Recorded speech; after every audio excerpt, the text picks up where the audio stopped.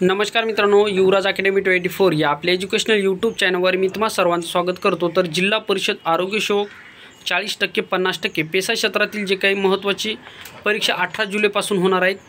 तर मित्रांनो, ह्या परीक्षेसाठी आपण तांत्रिक प्रश्न पाहणार आहोत जे की नवीन सिलेबसनुसार असणार आहेत। IBPSने यापूर्वी कशा स्वरूपाचे प्रश्न विचारले होते हे सुद्धा तुम्हाला या ठिकाणी समजणार आहे। त्यामुळे मित्रांनो, तुम्हाला या ठिकाणी 100% फायदा होईल। आणि IBPSने मॅथ आणि रिजनिंगचे कसे क्वेश्चन विचारले होते हे जर तुम्हाला पाहायचं असेल तर मित्रांनो, यापूर्वी म्हणजे जून महिन्यामध्ये जो की ग्रामसेवक आरोग्य सेवक या परीक्षेमध्ये जे प्रश्न IBPSने विचारले होते त्या व्हिडिओची लिंक मी व्हिडिओच्या डिस्क्रिप्शन बॉक्समध्ये देत आहे। तो व्हिडिओ पाहून घ्या, म्हणजे तुम्हाला 100% त्याचा फायदा होईल। आणि कशा स्वरूपामध्ये तुम्हाला क्वेश्चन IBPS विचारते हे तुम्हाला या ठिकाणी समजणार आहे। म्हणजे तुम्हाला परीक्षेमध्ये आल्याच्यानंतर तशा स्वरूपाचे क्वेश्चन विचारल्याच्यानंतर कसे हँडल करायचे हे तुम्हाला या ठिकाणी समजणार आहे। त्यामुळे काळजीपूर्वक हा व्हिडिओसुद्धा पहा। आणि त्याच्यानंतर जो की मी तुम्हाला गणित बुद्धिमत्तेचा व्हिडिओची लिंक व्हिडिओच्या डिस्क्रिप्शन बॉक्समध्ये देत आहे, तो सुद्धा व्हिडिओ पाहून घ्या। ग्रामसेवकचा पेपर IBPSने घेतला तर कशा स्वरूपाचे क्वेश्चन विचारले होते हे तुम्हाला या ठिकाणी समजणार आहे। कारण की मॅथ आणि रिजनिंग हा सुद्धा सब्जेक्ट मित्रांनो तुम्हाला पैकीच्या पैकी गुण घेऊ शकतो। त्यामुळे मित्रांनो, जर तुम्ही चांगला सराव जर केला तर तुम्हाला पैकीच्या पैकी गुण या ठिकाणी मिळू शकतात। त्यामुळे तो व्हिडिओ पाहून घ्या, म्हणजे त्यावरून तुम्हाला एक अंदाज येऊन जाईल। तर चला वेळ न लावता व्हिडिओची सुरुवात करूया। तर पहा, या व्हिडिओच्या माध्यमातून आपण सजीवाची जीवन प्रक्रिया या टॉपिकवर आधारित काही महत्त्वाचे प्रश्न पाहूयात। पहिला प्रश्न आपल्याला विचारला आहे, काय पेशी आणि मूलपेशी खालीलपैकी कोणत्या विभाजनाने तयार होतात? तर काय पेशी आणि मूलपेशी या ठिकाणी सूत्री विभाजनाने तयार होतात। ऑप्शन क्रमांक 2 आहे आपल्या प्रश्नाचं उत्तर। महत्त्वाचा प्रश्न आहे, लक्षात ठेवायचा आहे। पुढचा प्रश्न पहा, प्रकल विभाजनात तर्कतंतू या अवस्थेत दिसू लागतात। तर पहा, प्रकल विभाजनामध्ये तर्कतंतू मध्य अवस्थेमध्ये दिसून लागतात, म्हणजे ऑप्शन क्रमांक 2 आहे आपल्या प्रश्नाचं उत्तर। त्याच्यानंतर पहा, सूत्रपेशी विभाजनाच्या कोणत्या अवस्थेमध्ये केंद्रावर पूर्णपणे नाहीशी होते? तर पहा, सूत्रपेशी विभाजनाच्या कोणत्या अवस्थेमध्ये केंद्रकावरण पूर्णपणे नाहीशी होते? तर ते होते मित्रांनो मध्य अवस्थेच्या। त्याच्यानंतर 4 नंबरचा प्रश्न पहा, सूत्री विभाजनाच्या या अवस्थेतून सर्व गुणसूत्रे पेशीच्या विषुववृत्तीय प्रतलाला समांतर संरचित असतात। तर ते मध्य अवस्थेमध्ये असतात।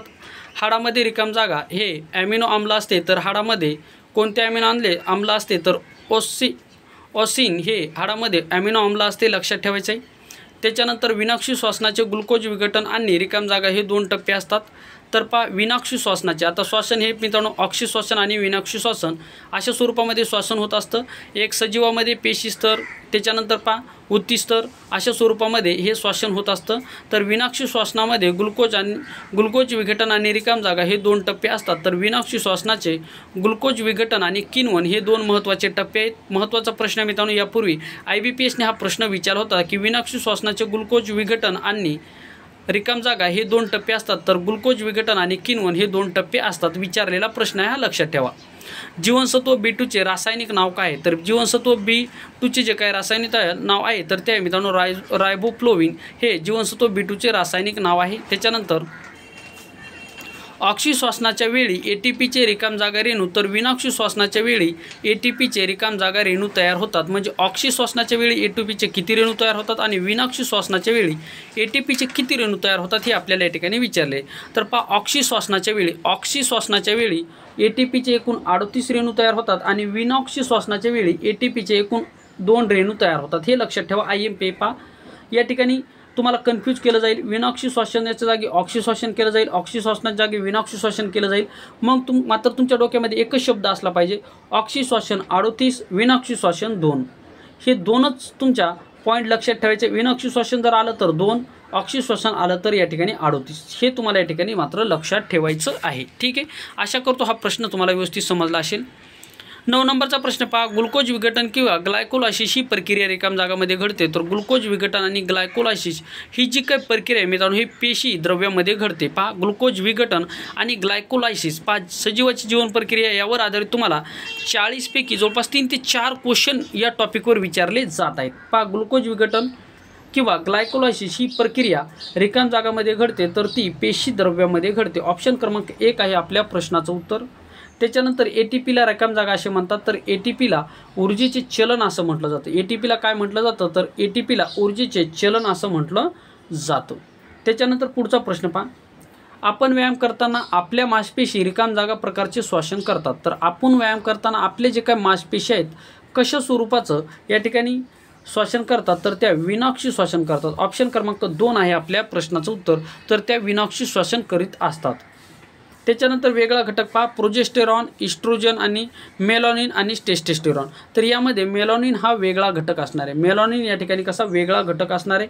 मेलॅनिनमुळे काय होतं तर आपल्या त्वचेला आणि केसाला काळा रंग येत असतो. मात्र प्रोजेस्टेरॉन, इस्ट्रोजन आणि टेस्टोस्टेरॉन हे काय आहेत तर मित्रांनो हे आहेत मित्रांनो लैंगिकशी संबंधित असलेले महत्त्वाचे प्रथिने आहेत. म्हणजे हार्मोनशी संबंधित असलेले महत्त्वाचे प्रथिने आहेत किंवा या ठिकाणी विकर आहेत. लक्षात ठेवायचं आहे. त्याच्यानंतर पहा, त्या खालीलपैकी वेगळा घटक आपल्याला ओळखायचा आहे. एक्झिस्टिंग, आसिन, मायोसिन आणि अल्टोस्टेरॉन. आता पहा मित्रांनो, तुम्हाला खालीलपैकी वेगळा घटक ओळखा. हे जून महिन्यामध्ये ज्या काही परीक्षा आरोग्य शोकच्या झाल्या त्यामध्ये विचारलं नाही.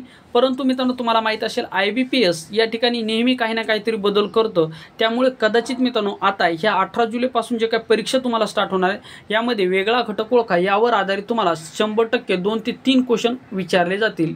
कारण की IBPS हा नेहमी मित्रांनो पॅटर्न चेंज करत असतं. त्यामुळे त्याच अभ्यासक्रमावर आधारित परंतु तुम्हाला क्वेश्चनची स्टाईल म्हणजे वेगळा घटक ओळखा हे तुम्हाला 100% बघाव्यास भेटणार आहे.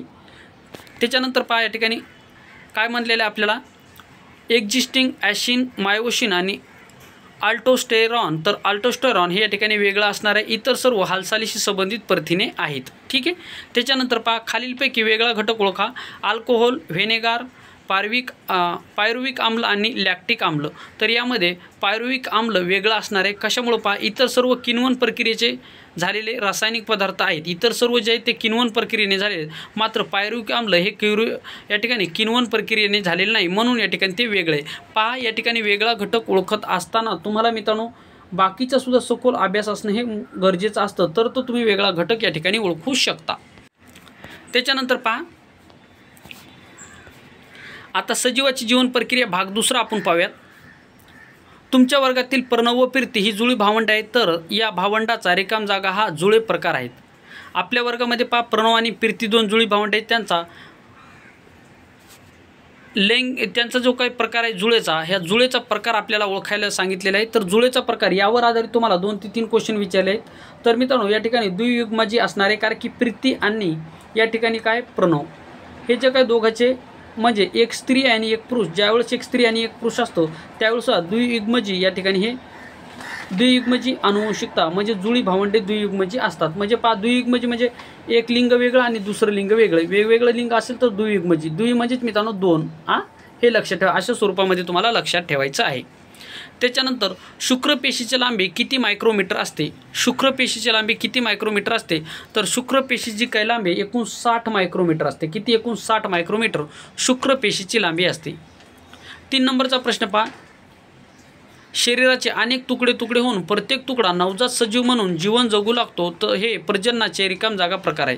पहा सजीवाचे तुकडे होतात आणि ते तुकडे झाल्याच्या नंतर प्रत्येक तुकडा हा नवजात जीव म्हणजे वेगळा जीव म्हणून जीवन जगू लागतो. तर या प्रक्रियेला काय म्हणतात किंवा याला विभाजनाला कोणते प्रजनन असे म्हणतात तर याला खंडीभवन असे म्हणतात. खंडीभवन कसं लक्षात ठेवायचं पहा, उदाहरणार्थ हा एक प्राणी आहे तर याचे पहा शरीराचे तुकडे झाले म्हणजे याचा अर्थ पहा हे एक तुकडा हा तुकडा असे तुकडे झाले. तर हा प्रत्येक जो काही तुकडा आहे हा प्रत्येक तुकडा स्वतंत्र जीवन जगू लागतो. म्हणजेच आपलं स्वतःचं वेगळं अस्तित्व या ठिकाणी निर्माण करतो. म्हणजेच या तुकड्यापासून वेगळा जीव त्याच स्वरूपामध्ये तयार होतो किंवा तसाच तयार होतो. म्हणून याला खंडी विभाजन असं म्हणतात. पहा खंड केले जातं, पहा वेगवेगळे खंड केले जातात. हे तुम्हाला लक्षात ठेवायचं आहे. त्याच्यानंतर पहा मानवी शुक्रपेशीची निर्मिती कोणत्या अवयवामध्ये होते. मानवी शुक्रपेशीची निर्मिती कोणत्या अवयवामध्ये होते तर मानवी शुक्रपेशीची निर्मिती वृषण या अवयवामध्ये होते. म्हणजे ऑप्शन क्रमांक 2 आहे आपल्या प्रश्नाचं उत्तर. 5 नंबरचा प्रश्न पहा, रिकाम जागा हा लैंगिक प्रजननाचा प्रकार आहे. तर पहा लैंगिक प्रजननाचा प्रकार कोणता आहे. पहा खंडीभवन, पुनर्जनन, युग्मनिर्मिती आणि मुकुलायन. तर या ठिकाणी युग्मनिर्मिती या ठिकाणी काय तर मित्रांनो हा लैंगिक प्रजननाचा प्रकार आहे. लैंगिक प्रजननाचा प्रकार आहे कोणता, युग्मनिर्मिती हा लैंगिक प्रजननाचा प्रकार आहे. वरतीच आपण पाहिलं होतं प्रणव आणि प्रीतीचं उदाहरण देऊन मी तुम्हाला सांगितलेलं होतं. ठीक आहे. त्याच्यानंतर पहा 6 नंबरचा प्रश्न, भिन्न पेशीच्या संयोगाशिवाय रिकाम जागा हे प्रजनन घडून येते. तर भिन्न पेशीच्या संयोगाशिवाय रिकाम जागा हे प्रजनन घडून येते. तर भिन्न पेशी म्हणजेच पहा मित्रांनो भिन्न पेशी म्हणजे काय. आता उदाहरणार्थ स्त्री आणि या ठिकाणी पुरुष यांचं जे काही प्रजनन होतं तर ते कुठलं असतं, लैंगिक असतं. कसं आहे, लैंगिक म्हणजे भिन्न अवयव या ठिकाणी एकत्र येतात. मात्र हे काय म्हणते, भिन्न पेशीच्या संयोगाशिवाय म्हणजे त्याच्या व्यतिरिक्त जे प्रजनन होतं तर त्याला काय म्हणतात, त्याला अलैंगिक प्रजनन असे म्हणत असतात. लैंगिक प्रजनन, अलैंगिक प्रजनन, शाखीय प्रजनन अशा स्वरूपाचे प्रजननाचे प्रकार पडतात. तर मित्रांनो, हे प्रजननाचे प्रकार किती आहेत या स्वरूपावर आधारित सुद्धा तुम्हाला परीक्षेला प्रश्न विचारला जाईल. कारण की मित्रांनो, या टॉपिकवर तुम्हाला 2 ते 3 क्वेश्चन 100% विचारले जातात. कारण की आरोग्य शोधच्या पहिल्या शिफ्टमध्ये एक क्वेश्चन विचारला होता की मनुष्यामध्ये एकूण 46 गुणसूत्रे असतात, तर त्यापैकी लिंग गुणसूत्राच्या जोड्या किती आणि अलिंग गुणसूत्राच्या जोड्या किती, हा प्रश्न पहिल्या शिफ्टमध्ये विचारलेला होता. त्यामुळे हा टॉपिक तुम्हाला व्यवस्थितरित्या करून जायचा आहे. 7 नंबरचा प्रश्न पहा. परागकोशातील कोष्टकामध्ये रिकाम जागा विभाजनाने परागकण तयार होतात. परागकोशातील कोष्टकामध्ये रिकाम जागा विभाजनाने परागकण तयार होतात, तर अर्धसूत्री विभाजनाने परागकण तयार होत असतात. म्हणजे ऑप्शन क्रमांक 1 आहे आपल्या प्रश्नाचं उत्तर. तर अशा स्वरूपामध्ये मित्रांनो तुम्हाला हे प्रश्न तुम्हाला विचारले जातील. त्यामुळे अशा स्वरूपामध्ये हे प्रश्न तुम्हाला टॅकल करणं गरजेचं असणार आहे. त्याच्यानंतर पहा, रताळे या वनस्पतीमध्ये रिकाम जागाद्वारे प्रजनन केले जाते. रताळे या वनस्पतीमध्ये कशाद्वारे प्रजनन केले जाते, IMP क्वेश्चन आहे, लक्षात ठेवा. रताळे या वनस्पतीद्वारे कशाद्वारे प्रजनन केले जाते हा प्रश्न मित्रांनो आता ग्रामसेवक भरतीला सुद्धा विचारला जाईल, कारण की कृषीशी संबंधित असलेला प्रश्न आहे. तर पहा, रताळे या वनस्पतीमध्ये रिकाम जागाद्वारे प्रजनन होत असते, तर मुळाद्वारे प्रजनन होत असते. कशाद्वारे, मुळाद्वारे प्रजनन होत असते. म्हणून ऑप्शन क्रमांक 1 आहे आपल्या प्रश्नाचं उत्तर. त्याच्यानंतर पहा, आता वनस्पतीचा लैंगिक प्रजननाचा अवयव कोणता असा जर प्रश्न विचारला तर ते आहे मित्रांनो फूल. कुठलाही फूल, हे लक्षात ठेवा. हा सरळ प्रश्न विचारला जाईल की वनस्पतीचा लैंगिक प्रजननाचा अवयव कोणता आहे, तर तो आहे मित्रांनो या ठिकाणी फूल आहे. मग तुम्हाला पान देतील, त्याच्यानंतर मूळ देतील, खोड देतील, अशा स्वरूपामध्ये ऑप्शन देतील. परंतु तुमच्या लक्षात काय आलं पाहिजे, तर फूल हा लैंगिक प्रजननाचा प्रकार वनस्पतीचा आहे.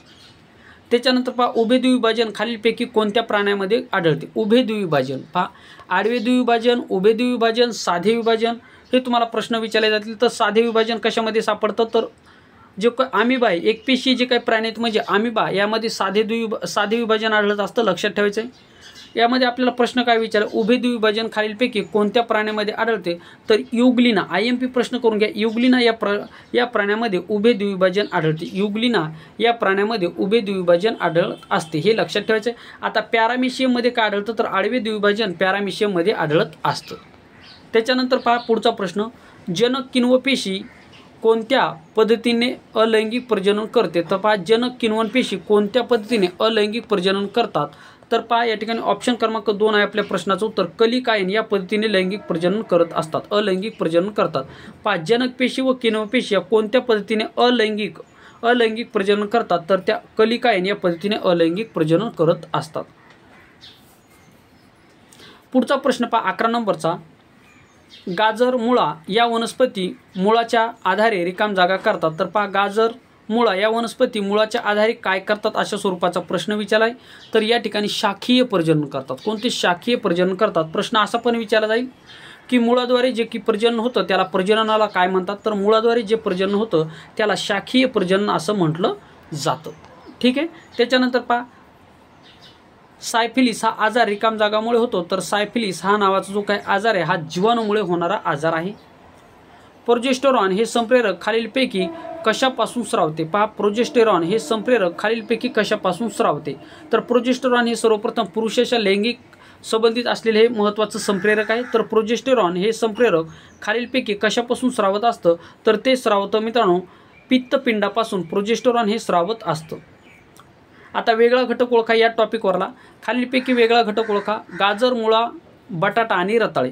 तर या ठिकाणी जर पाहिलं तर बटाटे या ठिकाणी वेगळं असणार आहे. कसं, तर पहा, बटाटे वेगळं काय आहे, तर इतर सर्व मुळाचे प्रकार आहेत, मात्र बटाटा हा खोडाचा प्रकार आहे.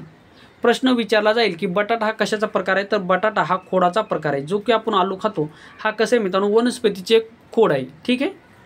त्याच्यानंतर खालील दिलेल्या घटकापैकी वेगळा घटक आपल्याला ओळखायचा आहे.